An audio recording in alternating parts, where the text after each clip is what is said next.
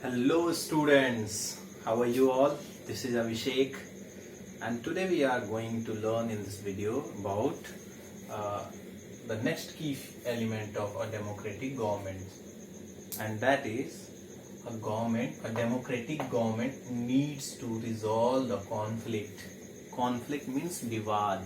तो एक democratic government का ये भी रिस्पॉन्सिबिलिटी होती है कि वो जो भी हमारी सोसाइटी में या फिर हमारे सिस्टम डिफरेंट काइंड ऑफ जो ऑर्गेनाइजेशन है उनके बीच में अगर कोई कॉन्फ्लिक्ट हो तो उसे वो रिजॉल्व करने की कोशिश करे. ठीक है, in this video we are going to learn about that only. Okay, तो प्रीवियस वीडियो में हमने क्या पढ़ा था about the participation. Means democratic government की एक और फीचर होती है पार्टिसिपेशन ऑफ पीपल का पार्टिसिपेशन उसमें होना चाहिए, तभी एक डेमोक्रेटिक गवर्नमेंट स्ट्रॉन्गर गवर्नमेंट के तौर पे उभर सकती है. ठीक है, और इसमें गवर्नमेंट का भी कोऑपरेशन होना चाहिए.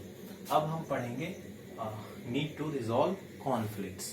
ओके, देखो सोसाइटी है, इंडियन सोसाइटी है, it is very diverse. We all know there are so many differences among the people and the group of people, so there might be discrimination, there might be differences in their mind, and these differences lead to the conflicts. ये जो differences हैं हमारे बीच में, different culture, different religions, different race के लोगों के बीच में, ये कई बार कॉन्फ्लिक्ट का कारण बन जाता है बिकॉज हम एक दूसरे के साथ भेदभाव करने लगते हैं. अब जब ये कॉन्फ्लिक्ट होता है तो कई बार लोग, एक दूसरे ग्रुप के जो लोग होते हैं, इस कॉन्फ्लिक्ट को रिजॉल्व करने के लिए वायलेंट मीन्स का यूज करने लगते हैं. दंगा फसाद शुरू कर देते हैं, क्या कह लो आप, गोली बंदूक चल जाता है, काफी वेपन्स का यूज करने लगते हैं, काफी ब्लड सेड एक तरीके से शुरू हो जाता है. ठीक है, तो ये जो है मामला ये काफी थ्रेटेंड वाला हो जाता है किसी भी सोसाइटी में रहने वाले अदर लोगों के लिए. ठीक है, अदर लोगों के लिए काफी फियरफुल माहौल हो जाता है कि लड़ाई झगड़ा हर वक्त, तनाव रहता है दो ग्रुप के बीच में, तो इस बीच में तीसरा ग्रुप पिसते रहता है. ठीक है, तो it is the responsibility of government to resolve such conflicts that occurs in different communities, in between different communities. Okay, समझ रहे हो? तो इसका एक एग्जाम्पल हम क्या ले सकते हैं, जैसे कि मान लो कोई सोसाइटी में कई सारे प्रॉब्लम्स हैं, जैसे कि कोई एक रिलीजियस ग्रुप है जो प्रोसेसन कर रहा है, कुछ रैली निकाल रहे हैं. जैसे कि मान लो कोई हिंदू ग्रुप है जो दुर्गा जी का जो स्टैचू है, जो आइडल है, उसको गंगा में अर्पण करने के लिए जा रहा हो और एक कोई अपोजिट ग्रुप उसके रास्ते में पत्थर वगैरह फेंक दे, तो क्या होगा, यहाँ पे कॉन्फ्लिक्ट हो सकती है. तो इसी को रिजॉल्व करने के लिए गवर्नमेंट क्या करती है, पहले से ही प्रिपरेशन कर लेती है ताकि ये सब होना. और जब भी आप देखना कोई भी धार्मिक प्रोसेसन होता है, चाहे वो हिंदू हो या मुसलमान का हो या सिख का हो या ईसाई का हो, वहां पे गवर्नमेंट अपने तरफ से क्या लगा देती है, पुलिस लगा देती है. क्या लगा देती है, पुलिस.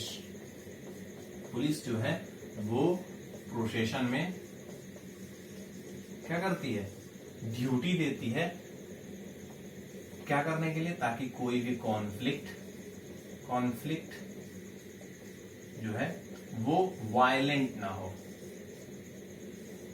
ठीक है, जो कोई भी कॉन्फ्लिक्ट विवाद तो होते ही रहता है, लेकिन लोग उसको सुलझाने के लिए, देखो विवाद दो तरीके से सुलझाया जा सकता है. एक तो बातचीत से. तो पुलिस की यहाँ पे रिस्पॉन्सिबिलिटी होती है कि वो दो ग्रुप, उसे पता है कि इस एरिया में अगर एक ग्रुप जो है वो फेस्टिवल सेलिब्रेट करता है तो दूसरा ग्रुप क्या करता है, उसमें जाके ईंट पत्थर फेंकना, मतलब झगड़ा करने की कोशिश करता है. ठीक है, तो पुलिस को अगर पता है तो वो क्या करती है, दोनों ही ग्रुप के कम्युनिटी के लोगों के जो हेड होते हैं, उन रिप्रेजेंटेटिव्स होते हैं, उनको बुलाती है और एक निर्णय पे आती है कि हाँ आपको कोऑपरेट करना है, यू डोंट हैव टू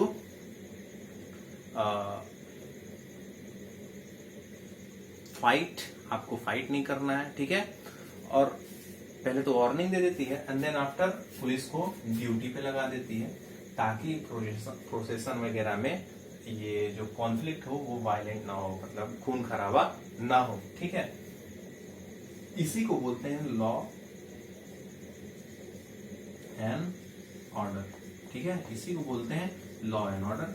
ये गवर्नमेंट की जिम्मेदारी होती है लॉ एंड ऑर्डर प्रोवाइड करना अपने सिटीजन्स को, ताकि कोई इंसान जो है वो इक्वालिटी के साथ अपने धर्म को या फिर अपने सेलिब्रेशन को परस्यू कर सके, ठीक है।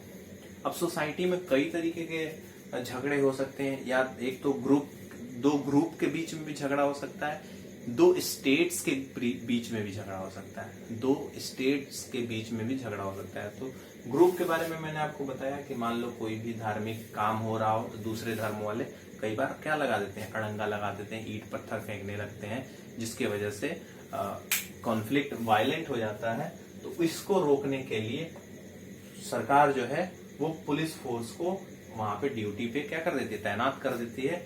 और ये हमेशा ही होते रहते, देखते हो, चाहे वो मुहर्रम का महीना हो, क्रिसमस का पर्व हो, या फिर दुर्गा पूजा हो, होली हो, हर जगह पे हर पर्व में जो पुलिस ऑफिसर्स होते हैं, जो पुलिस के सिपाही होते हैं, वो लोग क्या करते हैं, ड्यूटी देते रहते हैं कि कहीं पे कोई भी कॉन्फ्लिक्ट ना हो, कोई भी वायलेंट कॉन्फ्लिक्ट ना हो, ठीक है, समझ गए।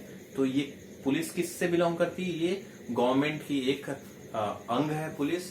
तो गवर्नमेंट ये जो है पुलिस को इन कॉन्फ्लिक्ट्स को दूर करने के लिए ड्यूटी पे डिप्लॉय करती है, ठीक है, समझ गए आप लोग, ओके। अब हम आते हैं एक और कॉन्फ्लिक्ट जो होता है वो सोसाइटी में नहीं होता है, बल्कि दो स्टेट्स के बीच में हो सकता है, कई स्टेट्स के बीच में भी हो सकता है, जैसे भाषा के आधार पर हो गया, रोजगार के आधार पर। तो एक एग्जांपल मैं आपको आपके बुक में दिया हुआ है, रिवर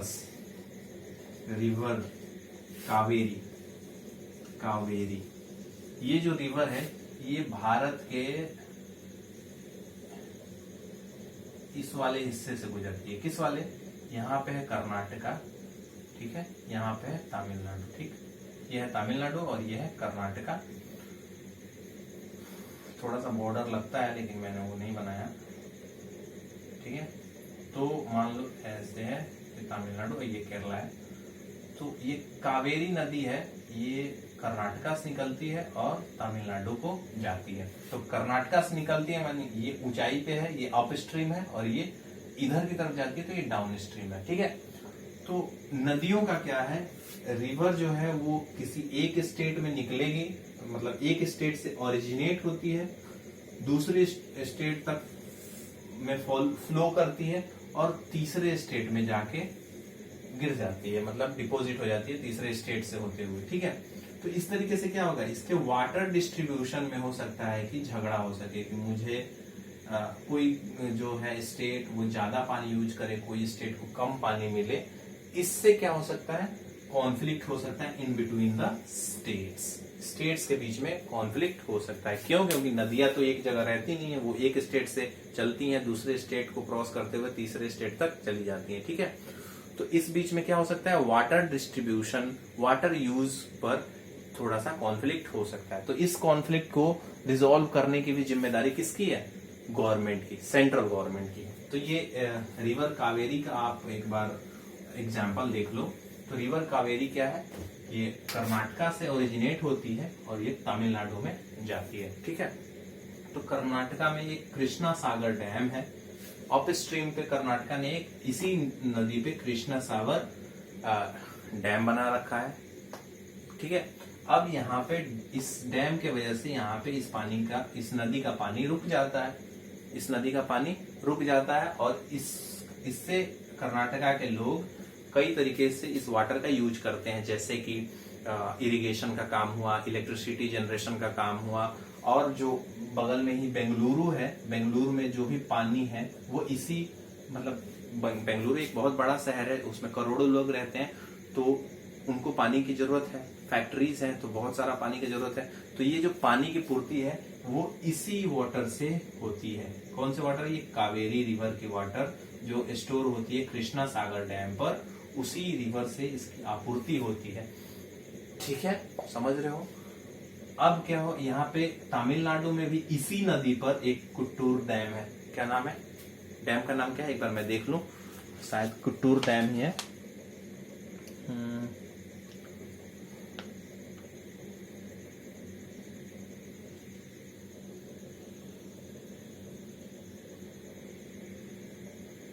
सॉरी, मेट्टूर।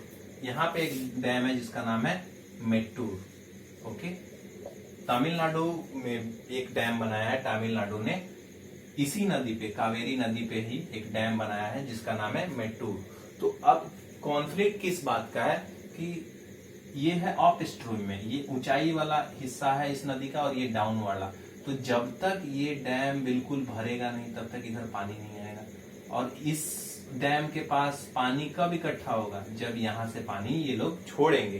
तो इसी चक्कर में क्या होता है, इस दोनों स्टेट में झगड़ा हो गया कि कावेरी रिवर का जो पानी है वो तमिलनाडु को अच्छे से नहीं मिल रहा है, सारा पानी यूज, मतलब अधिकतर पानी कर्नाटका यूज कर रहा है। तो अब ये दो स्टेट के बीच में कॉन्फ्लिक्ट हो गया due to the distribution of river water. Which river? Kaveri river.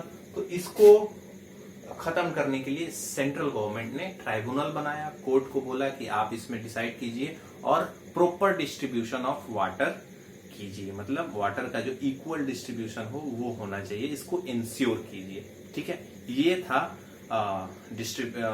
Conflict between two states. और इस कॉन्फ्लिक्ट को भी कौन सुलझाएगा, इस कॉन्फ्लिक्ट को भी कौन दूर करेगा? यही गवर्नमेंट। ठीक है, कौन गवर्नमेंट? Democratic government. तो ये भी एक फीचर है। कौन सा फीचर? कि नीड टू, गवर्नमेंट को क्या करना चाहिए, किसी भी तरीके का कॉन्फ्लिक्ट हो, चाहे वो कम्युनिटीज के बीच का कॉन्फ्लिक्ट हो, चाहे वो स्टेट्स के बीच का कॉन्फ्लिक्ट हो, उसे सुलझाना चाहिए। किसको? इस डेमोक्रेटिक गवर्नमेंट को, इस सेंट्रल गवर्नमेंट को जो हम चुन के भेजते हैं। ये भी एक क्या है, फीचर है किसका? एक डेमोक्रेटिक गवर्नमेंट का। अब नेक्स्ट है इसके बाद से इक्वालिटी एंड जस्टिस। ये तो भैया सबसे बड़ी बात है, इक्वालिटी एंड जस्टिस। किसी भी डेमोक्रेटिक गवर्नमेंट का सबसे बड़ा फीचर जो होता है, जो एलिमेंट होता है, वो क्या होता है कि उसके जो लोग हो, जो सिटीजन्स हो, वो उनके बीच में जस्टिस मिले। क्या मिले? उनको जस्टिस मिले। और जस्टिस तभी मिलेगा जब इक्वालिटी होगी। So equality and justice are not separate thing, they are inseparable. ये एक साथ चलने वाली चीजें हैं। जस्टिस कैसा होना चाहिए? सोशल जस्टिस होना चाहिए, सोशल। पॉलिटिकल जस्टिस होना चाहिए, पॉलिटिकल जस्टिस। और इकोनॉमिकल।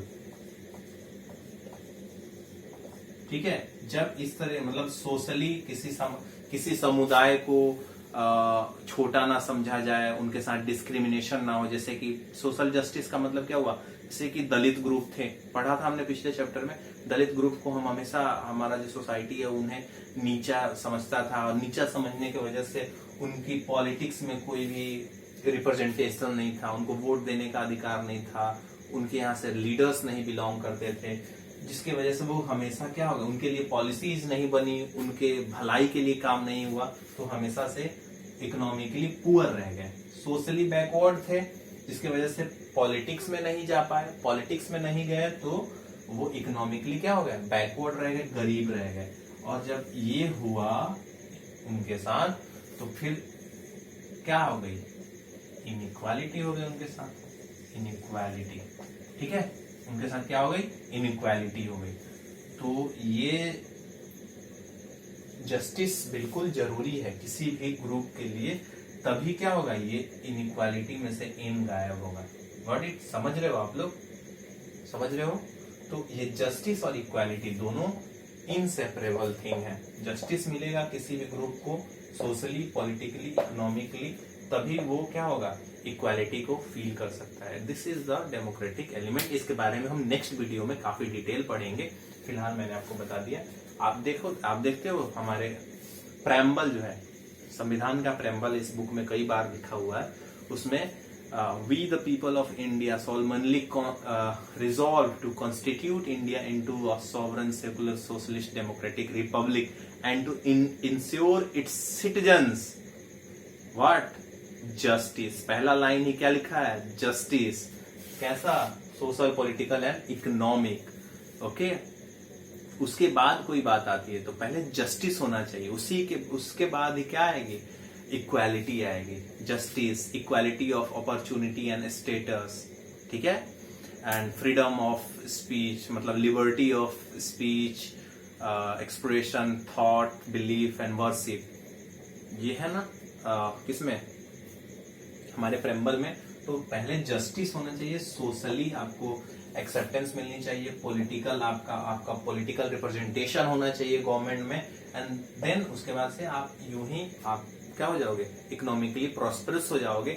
और जब ये सारी चीजें हो जाएंगी तो आपको इक्वालिटी फील होगी, आप भी समाज में, आपको देश में लगेगा कि हाँ हम भी, हमारे साथ भी बराबरी का माहौल है, हमारे साथ भी भेदभाव बिल्कुल नहीं होता है। ठीक है, ठीक है। अब होमवर्क आपको क्या देना है, आपको लिखना है, यहाँ पे बुक में ही होमवर्क है, आप लोग लिख लेना। क्वेश्चन है, you have to do the question, what action does government take to ensure that all people are treated equally। ठीक है, और तीसरा और चौथा क्वेश्चन आप लोग इसका कर लेना, गॉट इट। और आपको बताना है दूसरा कि जो कावेरी रिवर है वो कौन सा डेल्टा बनाती है। ठीक है, कावेरी रिवर कौन सा डेल्टा बनाती है, got it. Thank you very much, have a nice day.